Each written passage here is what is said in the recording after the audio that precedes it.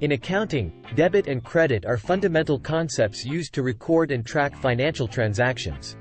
They are part of the double-entry bookkeeping system, which is based on the principle that every transaction has equal and opposite effects on different accounts. Debit. A debit entry represents an increase in an asset or expense account, or a decrease in a liability or equity account. It is typically recorded on the left side of a ledger or T account. Credit. A credit entry represents an increase in a liability or equity account, or a decrease in an asset or expense account. It is usually recorded on the right side of a ledger or T account.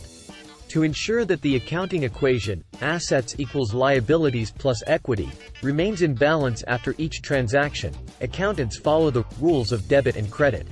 These rules state: 1. Assets. Debit increases the asset account, while credit decreases it. 2. Liabilities. Credit increases the liability account, while debit decreases it. 3. Equity. Credit increases the equity account, e.g., owner's capital, while debit decreases it. 4. Revenues and gains.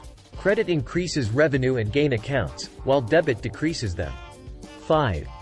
Expenses and losses. Debit increases expense and loss accounts, while credit decreases them. It's important to note that the rules of debit and credit can vary depending on the account classification and the accounting framework used, e.g., GAAP or IFRS.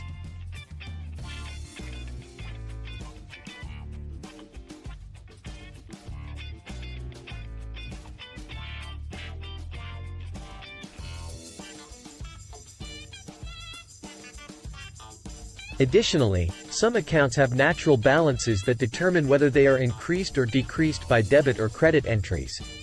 Understanding these rules is crucial for accurate recording and balancing of financial transactions in the accounting system.